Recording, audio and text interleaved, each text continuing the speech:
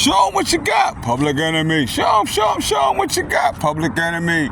Show 'em what you got. Show 'em what you got, Public Enemy. Show 'em what you got. Show 'em what you got, kid. You ain't no punk. Show 'em what you got. Public Enemy #1. 546 squeeze. And I got them. And I just tell it how I got it. Said, well, a brother like me said, well, hell to the prophet. Hell what the people say. So we're gonna cover, this is very important. We're gonna cover, look at this ill shit right here. Let me zoom this, excuse me, let me zoom this in on and show you how ill. I'm in ill town, Greater Boogie Down. I mean, that's different from Philadelphia. Philadelphia's on some old, like, crazy, original, like, okay? Prolific type city shit, but this shit is like, I'm really building over here. But yeah, that's new. They just put all this stuff up. That's new. And me and this, my ex-girlfriend, Alisa from Jamaica, me and her son Molly, we designed these buildings. I actually sat there and watched him draw these buildings in Crayola crayon. He was like probably not even 5 years old when me and him did this. We this wasn't here when we did this years ago. But these same beige and gray and all these new buildings, I seen Molly draw these up. They working on all this stuff. And now they finally got here, and they still building this train station over, and they doing that building over. But only 20 bars left. I just got out the gym for the 3rd time today. I had like a day off from the regular hustle bustle. And I know a lot of people, they try to wonder how, they say you look so young for your age, and how come your age doesn't bother you when you know how people try to say something about rappers being 40 or, old or something, but they don't understand that I'm always 25. You know what I'm saying? I'm always young, forever young. Like Jay-Z said. And I'm always look 25. You know what I'm saying? I ain't never, just like my pops. That nigga, if you don't believe me, ask Tamika. Ask Robbie if my pops didn't look young as shit. Back when come on. You know what I'm saying? All Jesus kids look like that. George looked young. Your mom's look young. Come on now. Joanne looked mad young. My videos don't go out to all the public. My videos go to certain people. My videos are private, so I could talk about whatever. The whole public don't get my videos. I don't want everybody to even know about my videos. I don't care about subscribers, because if I wanted subscribers, I could get them. Okay? The thing with subscribers is everybody, like a lot of people from Japan and other countries, subscribe to people in America. Now you got to worry about where their money comes from. And whatever entity that money comes from could be an enemy of Jesus, and that therefore, the accumulation of that money could cause you calamity later on, like a car accident or a beat down or gunshot, stab, or something bad gonna happen to you because the money is no good. Okay, so you got to know where you work at and where the money comes from, and if that entity is an enemy of Jesus. So, but we're gonna talk about real quick, if I got enough time for this battery. Of course I do. We're gonna talk about the things the devil does to bring the chosen ones and the starseeds down. But first of all, I want to talk about how to do a miracle, because I keep skipping over this and not this is very important. The miracle, they always say, is faith, but I want to explain what kind of faith. It's like the Jesus lizard. Look up Jesus lizard on on YouTube, and you'll see a lizard running across the river, and that lizard makes it across the water because the lizard has faith. That's why they call the lizard the Jesus lizard.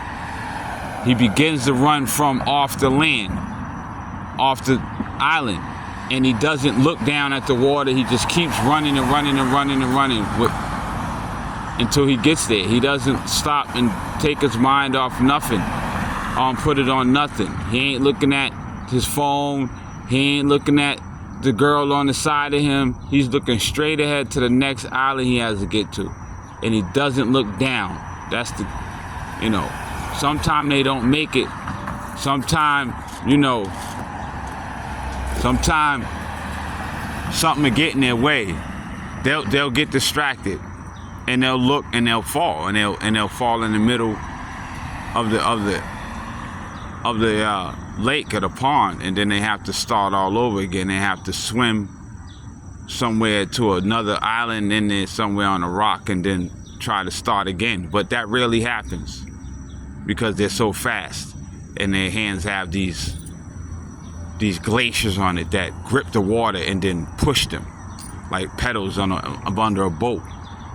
Okay, but that's the Jesus lizard. So faith is how you do a miracle. It starts off just like how you're moving.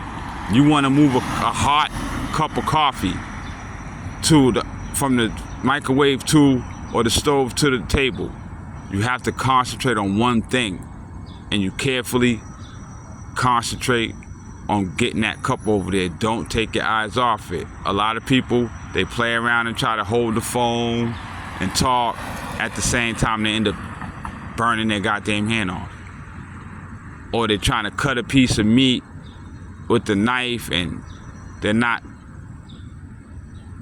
cutting the right way that, you're supposed to cut. A chef cuts with his fingers tucked in. They're cutting with their fingers out, and they're not paying attention. They end up slicing it. So faith is the same way with anything. With getting a job, with, getting a girl that you might like, or, or getting something done that you want to get done. Throwing your clothes from one side of the room to the other and making it into the laundry basket. It's all faith. Throwing something in the garbage, and you want to impress your friends and show them you can shoot, and you throw a ball of McDonald's trash from one chair to the garbage 20 feet across the room. You will make it if you just have faith. It'll go in. But when you think about it too much, or you doubt, or you don't really try, and you just throw it and you think, I'm not gonna make it, it's not gonna make it. Okay? If you want to go see your father, and you say, I'm not gonna make it, then you probably won't make it. You get stuck in New York. If I want to go see my daughter, my son, and I say I have doubt that I can make it because it's kind of far and I have just enough money, and then I probably won't make it. But if I have faith that I can make it and I got enough money, everything goes smooth. It's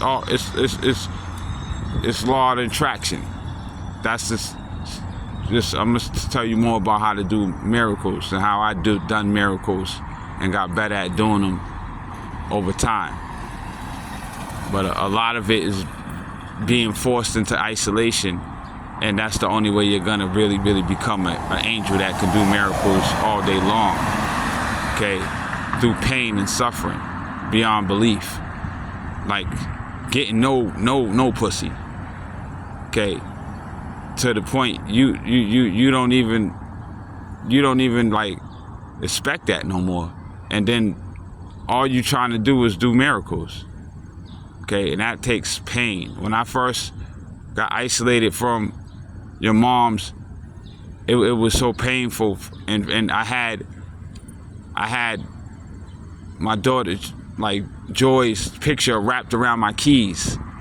And I remember her looked like 4 years old, looking just like me with the hazel eyes, the hair all crazy, standing there, you know, looking like smiling, and that kept me alive. But I was hurt, bro, because I didn't see my daughter in like a couple months, and I lived with my daughter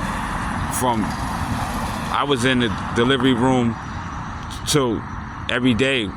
There's not one night my daughter wasn't with me, and me and her mother was together 10 years, living together 5-10 years before that. And we was together every day. When we was 12 and 11 and 13, we was together. I was 13, she was 16 or whatever.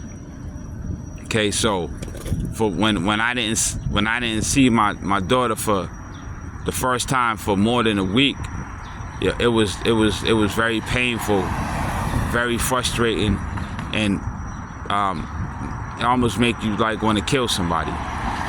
Okay, make you want to like bite your like pull your hair out, or you know, like bite your teeth out. You know, like you get so mad you could just break glass and punch through fish tanks and shit. And I done that.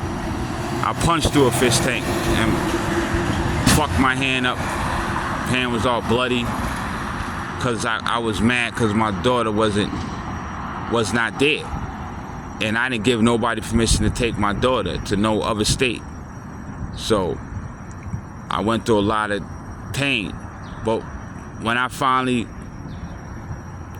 you know, when I went and tried to do something about it, they was telling me there's nothing that they can do about it because it's in a different jurisdiction. I said, oh, that's bullshit.